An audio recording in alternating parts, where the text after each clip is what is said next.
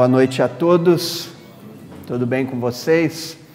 Antes de fazer a palestra, né, a gente sempre tem que fazer uma preparação, rogando aos amigos espirituais que coloquem à nossa frente uma cortina de luz ou uma proteção que nos permita falar com tranquilidade, vamos dizer, sem nenhuma interferência de outros espíritos. Então, a gente sempre pede essa cortina de luz. Eu ia brincar que hoje eles não colocaram a cortina de luz, eles colocaram um paredão aqui, né? Porque separaram o expositor de uma tal forma. Pode ficar tranquilo, gente, eu não vou convidar nenhum para falar aqui na frente. Então, né, depois, né, não tem problema, se acheguem. Bem, mais uma vez, uma alegria muito grande estar com vocês aqui hoje. Eu vou continuar o tema que eu comecei no outro evangelho que eu fiz. Alguém se lembra quando eu falei sobre a ética? Como é que foi o caminho que Kardec percorreu para nos trazer o evangelho segundo o Espiritismo? Pois bem, então, para quem não esteve aqui, qual foi o objetivo? Foi dar uma dimensão do trabalho de Kardec na elaboração do Evangelho segundo o Espiritismo. Ou seja, e aí eu confrontei com a questão da ética, que hoje, nos dias de hoje, o que mais se fala é sobre ética, e todo mundo fala, mas pouca gente sabe, na realidade, o que é ética. É que ela é uma palavra polissêmica, então cabe para qualquer coisa. A gente fala, a pessoa não tem ética, o deputado não tem ética, o funcionário não tem ética, o patrão não tem ética, a loja não tem ética. Não é bem assim, né? Só para a gente ter uma ideia, resumindo, né? Porque ética e moral, uma foi tradução da outra, né? Ética é do grego ethos, que significa dos costumes, e moral significa do latim moralis, que é costumes, ou seja, é muito próxima. Uma foi traduzida da outra, mas na prática hoje a gente tem um pequeno diferencial. O que ocorre?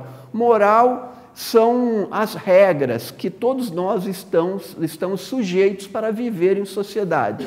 Ou seja, nós colocamos lá um farol vermelho para nos dizer que nós temos que respeitar o tempo do outro carro.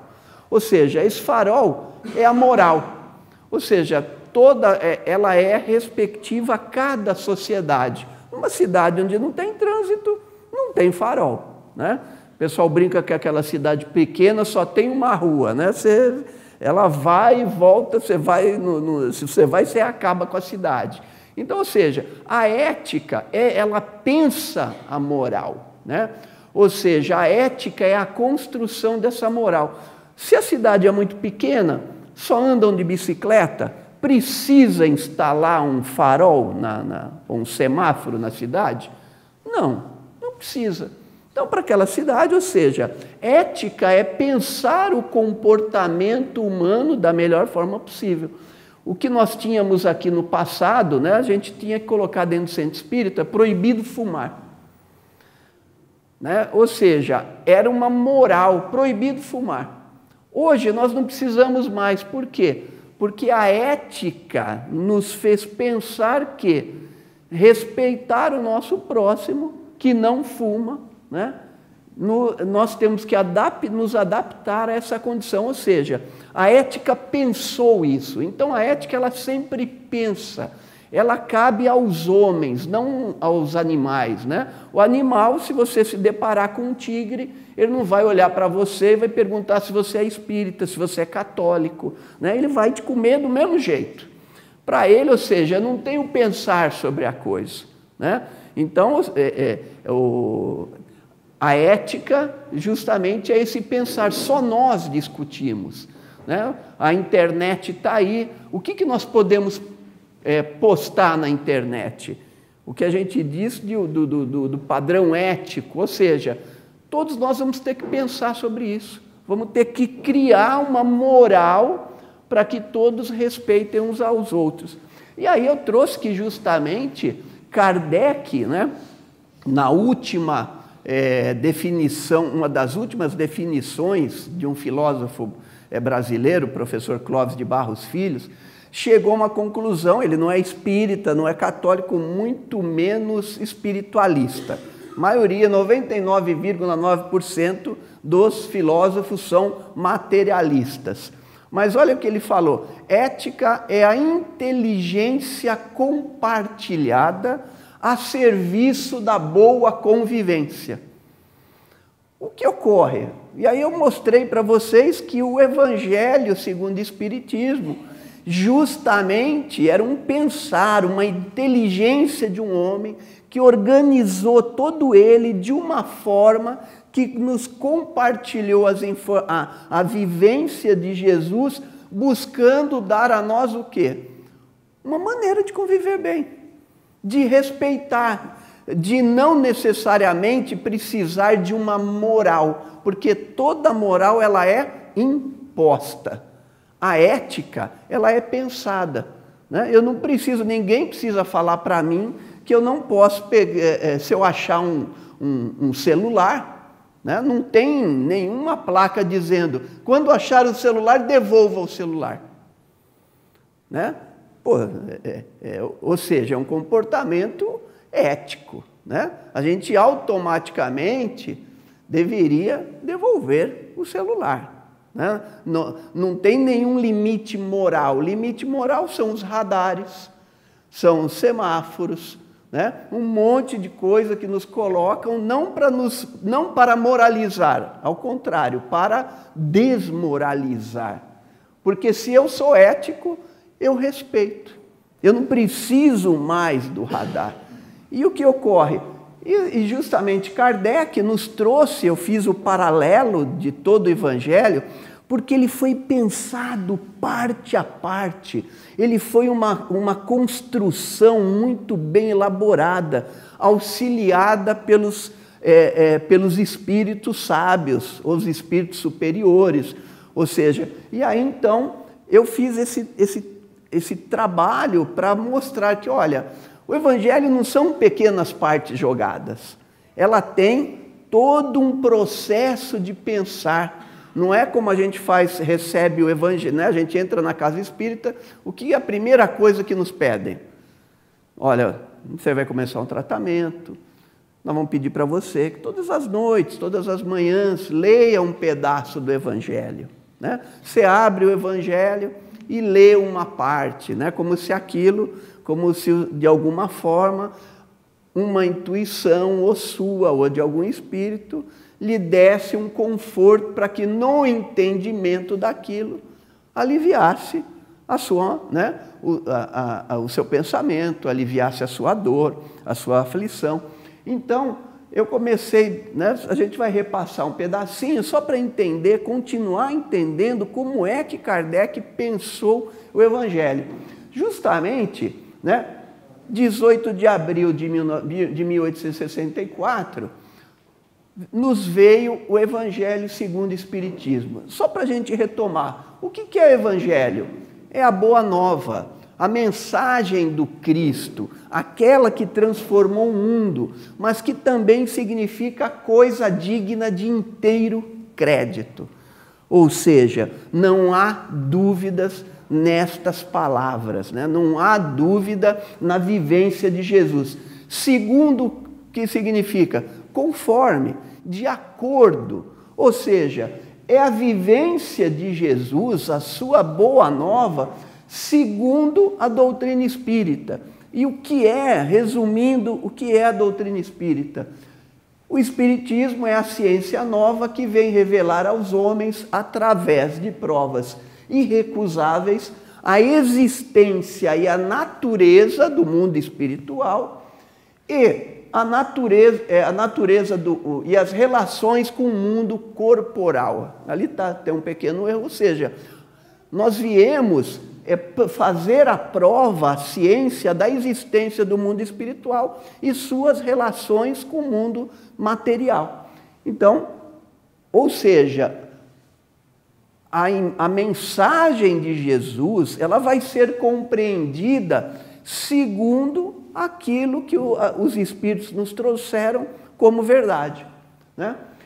E por que isso? Porque na questão 625, o Kardec pergunta aos Espíritos: qual o tipo mais perfeito que Deus tem oferecido ao homem para lhe servir de modelo e guia? Simplesmente, os Espíritos respondem: Jesus. Kardec poderia utilizar, eu não imagino quem, eu não vejo substituto para Jesus, mas ele poderia dizer que é um espírito de luz, é um espírito especial, né? Porque o homem sempre, ou ele coloca a coisa direta de Deus para ser divino, ou busca algum outro mentor, né? Mas não, os Espíritos respondem: é Jesus. Ou seja, a doutrina espírita nos trouxe o entendimento da lei, o entendimento de Deus, das suas leis, dizendo para nós que essas leis estão aonde? Na nossa consciência, né? Eu passei por isso, ou seja, que eram as leis naturais. Vocês se lembram que eu fiz lá pilastra descer, para a gente lembrar as leis naturais ou as leis divinas: progresso, pilastra, progresso, igualdade, liberdade, adoração, sociedade, trabalho, reprodução, amor, justiça e caridade, destruição e conservação. Olha só, pô, você consegue? Por quê? Porque a gente, né, para você lembrar todas as leis, pilastra descer. P de progresso, I de igualdade, L de liberdade, ok. Ou seja, mas todas essas leis, os Espíritos falaram que está na nossa consciência. E quem foi o modelo que nos trouxe, o professor que na prática exemplificou todas elas? Jesus, né? Então Kardec tinha essa informação. Só que Kardec pergunta aos Espíritos: uma vez que Jesus ensinou as verdadeiras leis de Deus, qual a utilidade do ensino que os Espíritos dão? Terão que nos ensinar mais alguma coisa? E aí eles respondem: Jesus empregava a miúde, na sua linguagem, alegorias e parábolas, porque falava de conformidade com os tempos e lugares. Faça, mister, agora que a verdade se torne inteligível para todo mundo, que todos a compreendam. Muito necessário é que aquelas leis sejam explicadas e desenvolvidas. Tão poucos são os que as compreendem e ainda menos os que praticam. Por quê? Porque o Novo Testamento ele não tem uma ordem. São os evangelhos de cada evangelista, correto? Explicado, colocado, jogado, simplesmente colocado como informação. Daí, cada um faz dele o que quer. Por isso que é difícil discutir com o evangélico. Por quê? Porque eles levam a ferro e fogo. Cada uma das doutrinas leva segundo o seu entendimento. Ou seja, é uma quantidade de confrontos, só para vocês terem ideia, são mais de 100 traduções e 600 interpretações dos textos bíblicos. Ou seja, não dá para bancar os caras, mas não é isso. Mas nós só podemos analisar porque de uma maneira mais clara, e aí é que Kardec nos trouxe. Na introdução do Evangelho, ele já nos avisa aqui. Muitos pontos do Evangelho, da Bíblia e dos autores sacros em geral não são inteligíveis, parecendo alguns até irracionais, por falta da chave que se lhes apreenda o verdadeiro sentido. Essa chave está completa no Espiritismo, como já o puderam reconhecer os que têm estudado seriamente e como todos mais tarde ainda haverão, ainda melhor o reconhecerão, né? Ou seja, Kardec está nos falando que tudo que você vai fazer, você tem que ter uma chave para ser a base daquilo, né? Eu me lembro que quem tiver oportunidade, tem um curso de ética pela internet, gente. no canal chamado veduca.com.br, que é com esse professor Clóvis de Barros Filho, que você não vai precisar estudar todo filósofo, senão você ia ter que ler toda a obra, e já é complicado. Então o que ele fala assim, olha, é o seguinte, eu vou te dar a chave do castelo. Quando você vai estudar Platão, qual é a chave do castelo de Platão? Mundo inteligível e o mundo materialista, né? Inteligível e sensível. Ou seja, ele já dá uma base, uma chave para você compreender tudo o que o filósofo pensa. Senão você vai ter que ficar igual ele, estudando por 20 anos, né? Quem estuda Spinoza, tem estudiosos que estão há 30 anos estudando Spinoza e ainda não chegaram a compreender o que o homem... Ou seja, o que Kardec está nos colocando é o seguinte, que se nós tivermos o entendimento das leis, do direcionamento dos Espíritos, nós vamos ver Jesus de uma outra forma, de uma forma mais tranquila, mais clara, compreendendo que tudo isso tem uma razão de ser. Então está aí, né? E aí, ainda continuando, em vez, porém, aí na formação do Evangelho, Kardec nos diz o seguinte, em vez, porém, de nos atermos a uma ordem cronológica, impossível e sem vantagem real para o caso, grupamos e classificamos metodicamente as máximas segundo as respectivas naturezas, de modo que decorram uma das outras tanto quanto possível. E aí, na outra palestra, eu fui colocando como é que Kardec pensou o Evangelho. Uma coisa ia seguindo a outra. Se você não compreender a base do Evangelho, não adianta você ler o resto, né? Então, só que a gente vai lendo o Evangelho e não consegue compreender a inteligência que Kardec fez para analisar tudo isso. E aí Kardec, então, construiu a estrutura geral do Evangelho. A estrutura do Evangelho qual que é? Tem um capítulo precedente, ou seja, mesmo quando nós vamos entrar no primeiro capítulo, parte de toda a explicação da visão do Evangelho de Jesus está no prefácio, quando ele sugere que os percussores da doutrina do cristianismo e da doutrina espírita é Sócrates e Platão. No 6º item da introdução está lá 21 itens da base de entendimento de Platão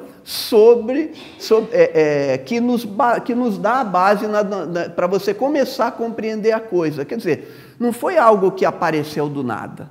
Então ele dá esse encaminhamento, aí você tem o primeiro capítulo, ao capítulo subsequente, os versículos que trabalham em volta, aí ele faz os seus comentários e o que eu acho mais legal, ele chama a dialética, ao diálogo, os espíritos.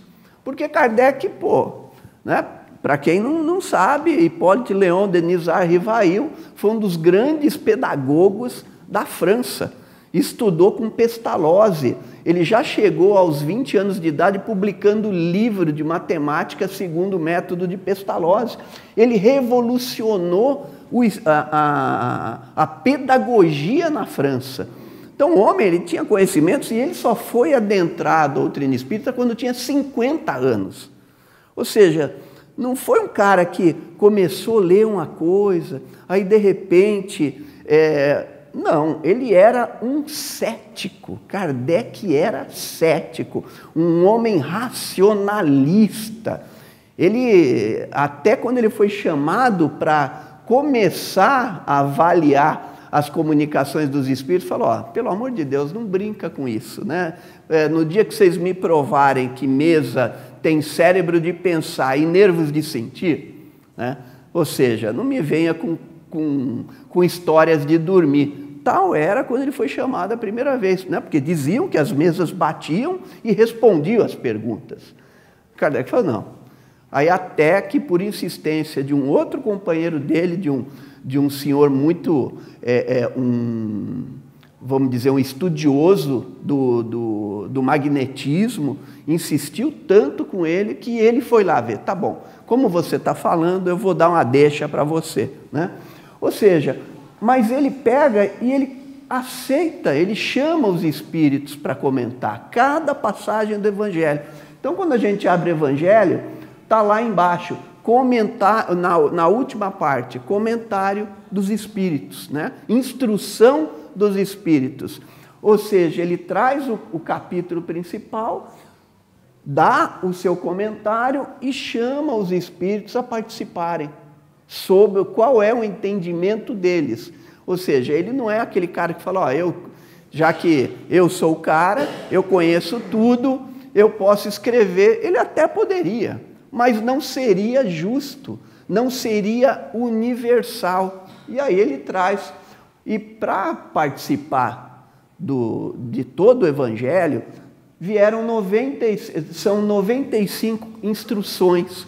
Os principais que participam São Luís, Santo Agostinho com 7, Espírito da Verdade, Fenelon, a gente somando aqui mais ou menos, 27, 31, 35, ou seja, há ainda mais uns 50 espíritos que dão o seu entendimento a cada máxima cada passagem de Jesus. Então está aí como é que ele construiu isso. E aí hoje eu vim justamente falar do quê? A base para o entendimento do Evangelho que Kardec nos traz são os 4 primeiros capítulos. Se eu não compreender essa base, todo o resto fica sem sentido. Por quê? Aí nós vamos entender como é que Kardec construiu, né? Ou seja, ele simplesmente pegou as palavras de Jesus, as suas passagens de uma maneira ordenada. Ou seja, ele não colocou "eu não vim destruir a lei" lá no último. Vocês vão saber por quê, né? Então hoje eu vim falar só dessa parte, só da base. Porque quando a gente lê o Evangelho de novo, fala, caramba, agora eu estou entendendo o que Kardec está querendo dizer, né? Não são informações, ele não pegou Jesus lá e falou, eu vou falar esse versículo, eu vou falar outro. Não. Por que Kardec fez isso? Então, eu só vou falar dessas 4. Na outra palestra, eu vou falar do capítulo 5º até o capítulo 10, que ou seja, o objetivo, aonde nós queremos chegar. O Kardec coloca um objetivo, ou seja, como é que nós vamos ser espíritos puros?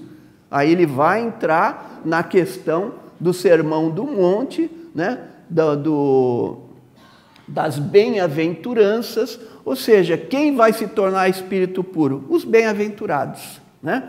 Ou os espíritos puros. Mas hoje nós vamos parar aqui, na base. Eu só vou falar rapidinho dos 4 primeiros, dos primeiros capítulos, né? Só para a gente lembrar ainda. Por quê? O que está lá no Evangelho, no capítulo 6, item 5? Espíritas, amai-vos, eis o primeiro ensinamento. Instruí-vos, eis o segundo, Espírito da Verdade. O que nós estamos fazendo hoje aqui?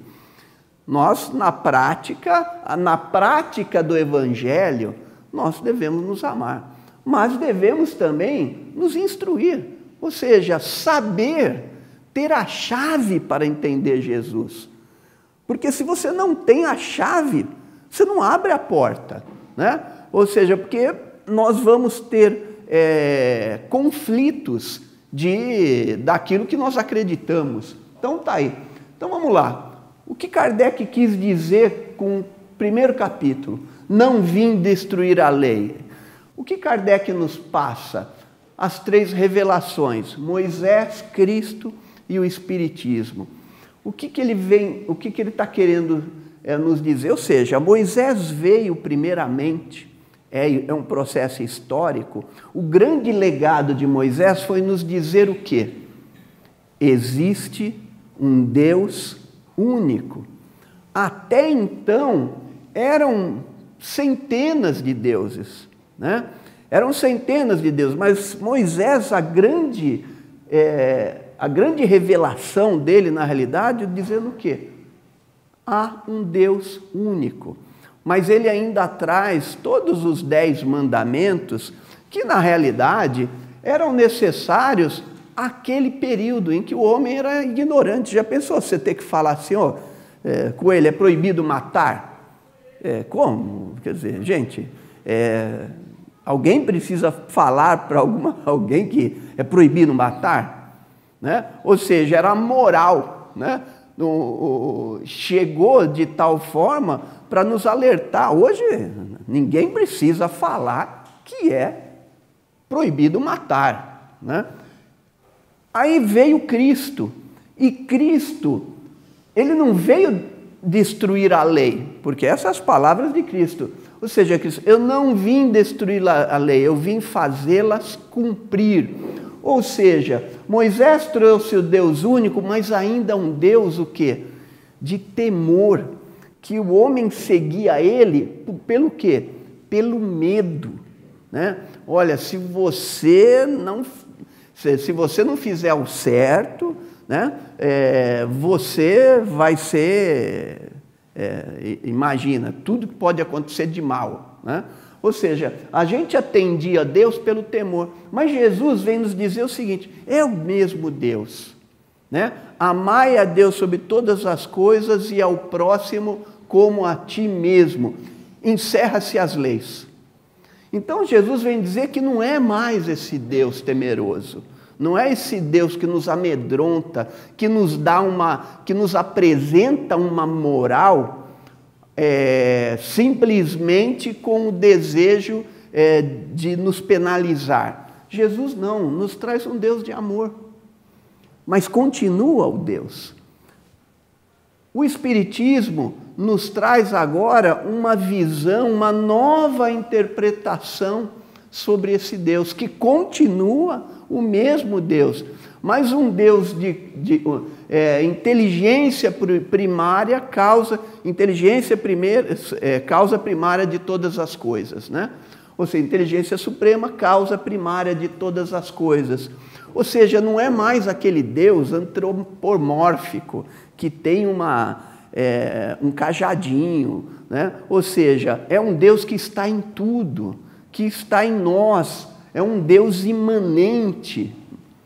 E aí, ainda nesse capítulo, Kardec nos convida à análise de que até aquele período era uma guerra entre o quê? A fé e a razão, né? Ou seja, a ciência era incompatível. Mas ele diz, mas espera aí, mas Deus, na doutrina espírita, criou o princípio inteligente, princípio matéria. Ou seja, nós temos que compreender a importância da matéria, a importância da parte do espírito, né? Ou seja, nós vamos ter que chegar um dia que tudo vai ser parte de uma coisa só, que nós vamos compreender essa grandiosidade, essa inteligência suprema de uma tal forma que explique o que somos, por que estamos aqui, para onde vamos, e aí mais as instruções dos Espíritos. Ou seja, o que Kardec quis dizer o quê? Que Jesus disse, eu não vim destruir a lei. Deus é Deus, esse Deus bondoso, esse Deus justo, esse Deus que nos compreende a necessidade da nossa própria caminhada, né? Não um ser que compreende como se fosse algo que ele colocasse como especial, o meu, né? Porque outras religiões dizem o quê? O meu Deus, né? Olha, é o nosso Deus. Não é esse nosso Deus, tá? Mas ou seja, essa é a primeira crença, a primeira base da doutrina espírita, a existência de Deus. Então, a primeira base da doutrina... Fala, Carlinhos, eu adoro a doutrina espírita. Ah, mas ainda não consegui acreditar em Deus. Então, se você não acredita em Deus, você não acredita na justiça. Se você não acredita na justiça dele, tudo o que ocorrer de mal para você vai ser o quê? injustiça. Né? Eu estou sendo injustiçado de alguma forma. Se eu creio em Deus, não há injustiça. Então, ou seja, quando eu tiver com a minha dor, espera aí, se eu estiver brigando com Ele, porque quantas vezes a gente já não brigou? Nossa, eu já briguei pra caramba com Deus.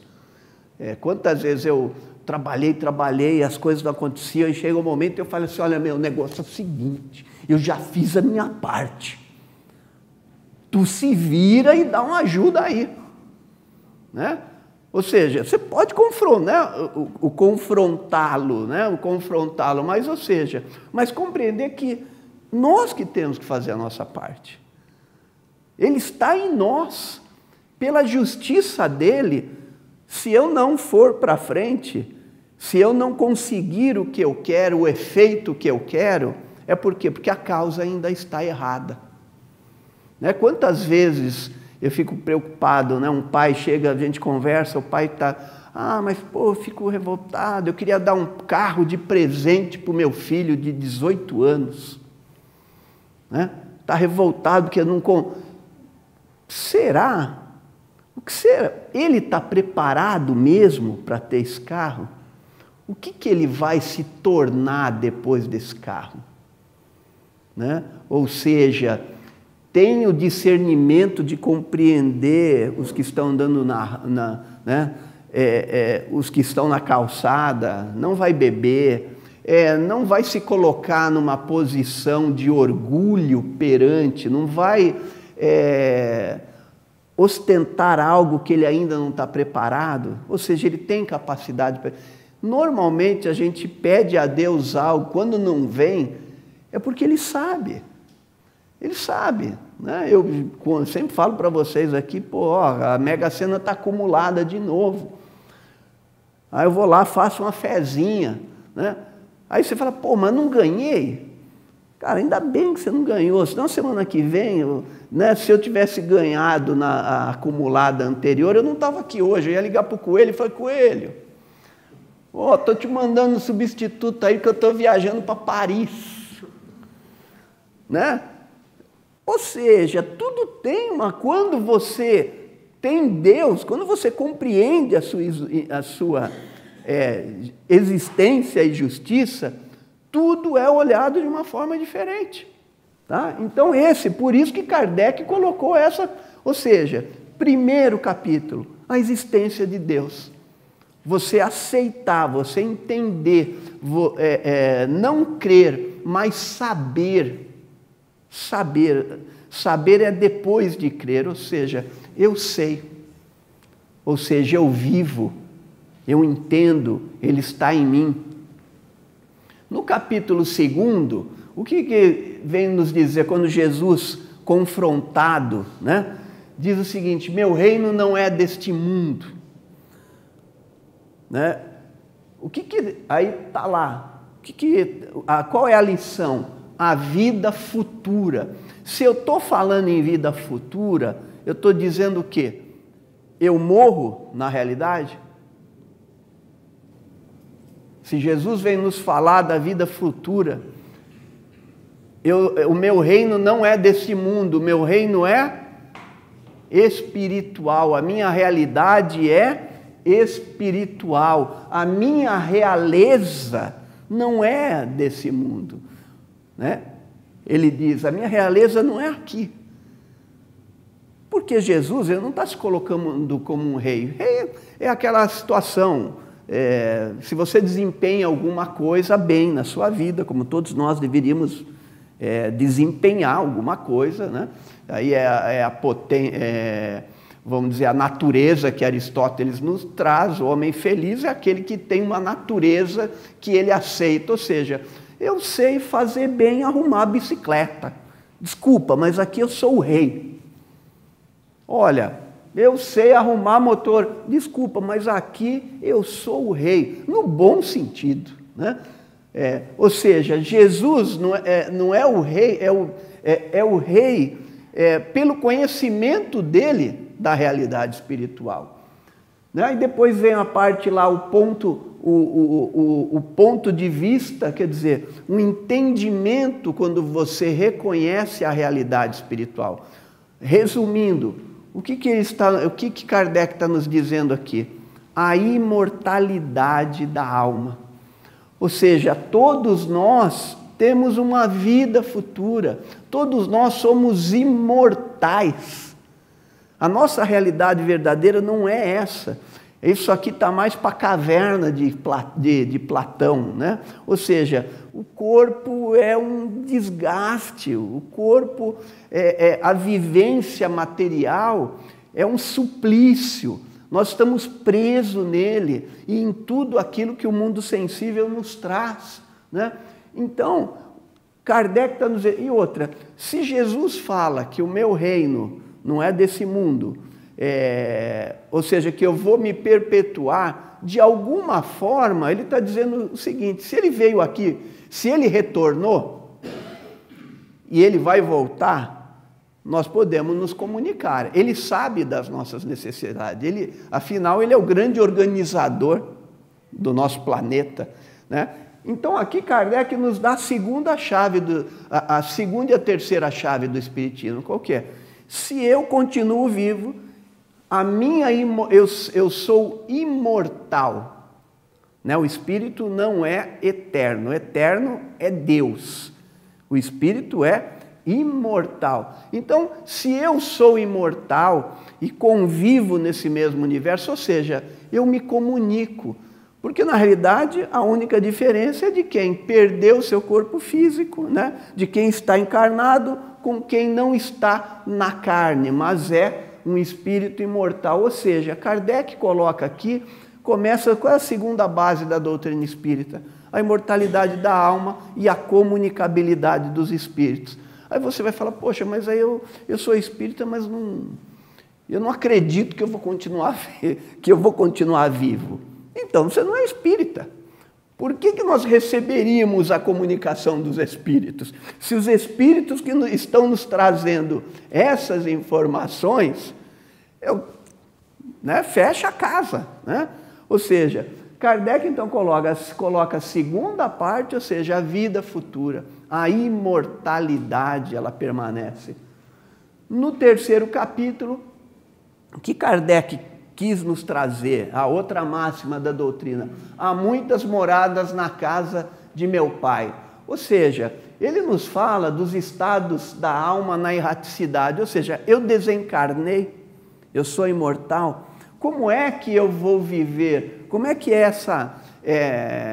esse estado de compreensão do meu desencarne? Como é que eu vivo no plano espiritual? As diversas categorias dos mundos.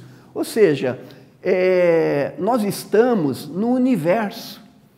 Nós não somos algo perdido, nós pertencemos a ele, né? Então, à medida que nós vamos evoluindo, nós vamos nos elevando nesse universo. Não é uma questão, vamos dizer, ela não é materialmente falando, é relativo. Eu estou aonde eu penso, eu estou com os que estão comigo, que pensam comigo, que gostam do que eu gosto.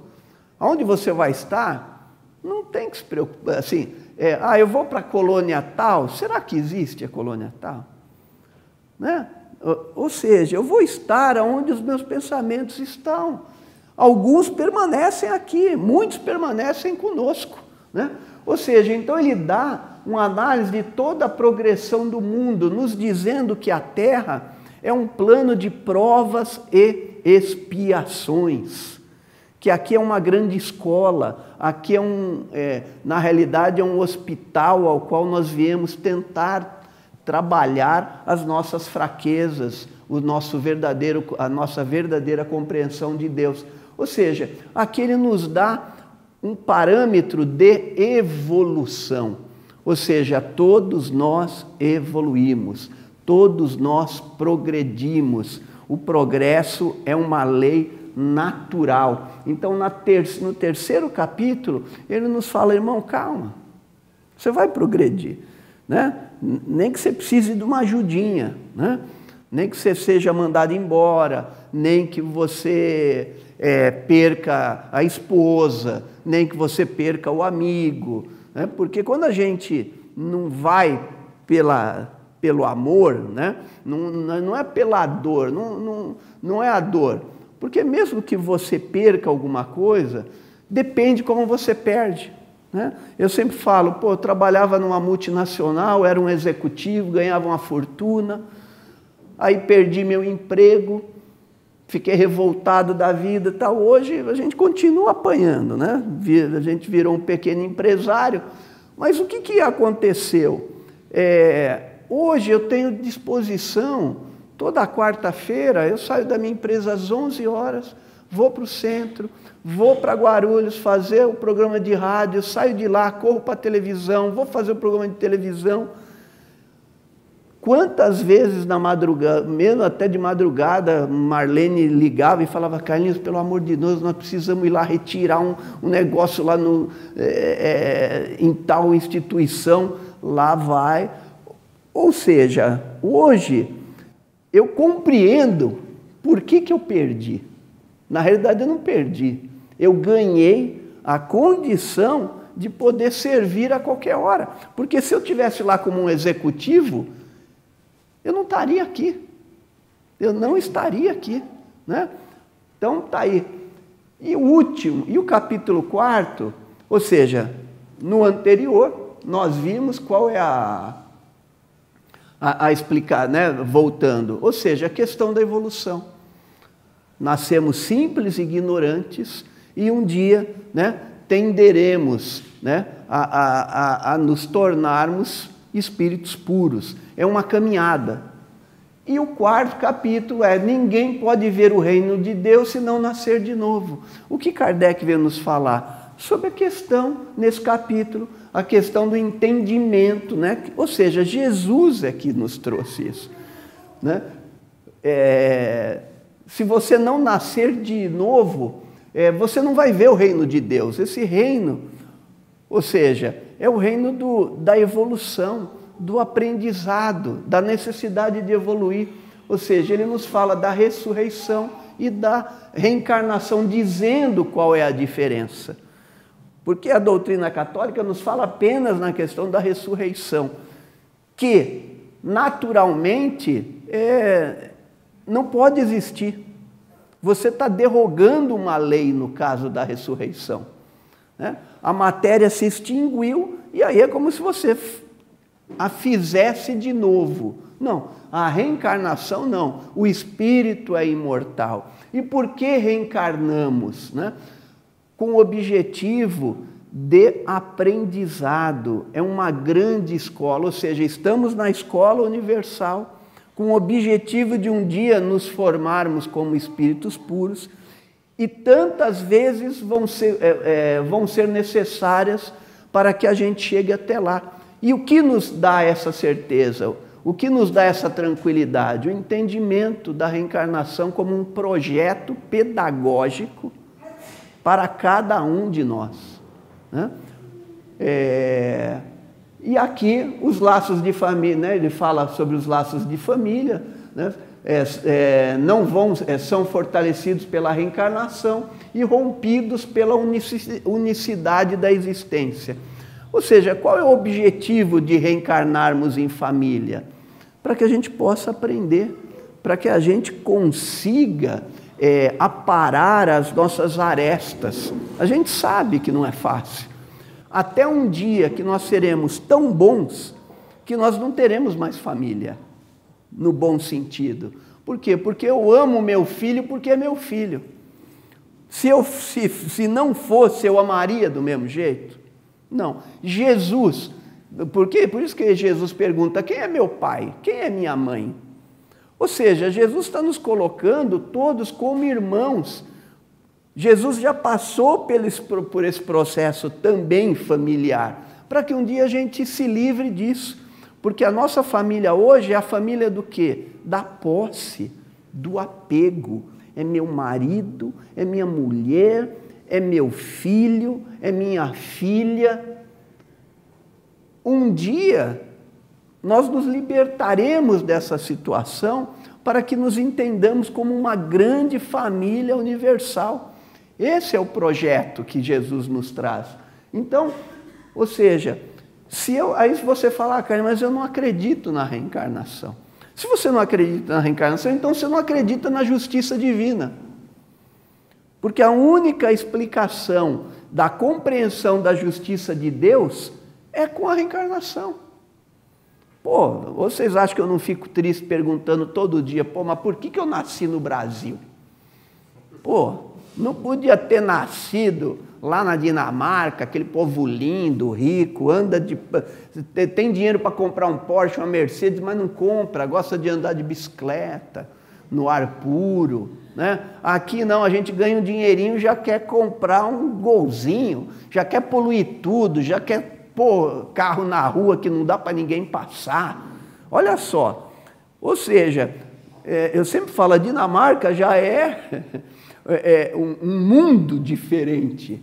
Quando é que eu vou reencarnar lá? Pô, eu quero, cara, porque ainda vou ficar aqui um monte de tempo, mas eu quero reencarnar lá, bonito, ora, né?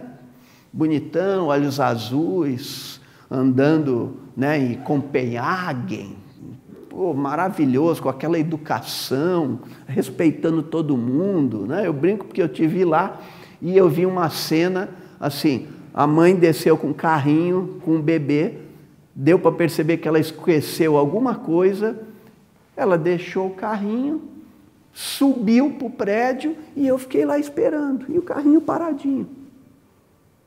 Quando uma mãe ia fazer isso aqui? Ou então você vai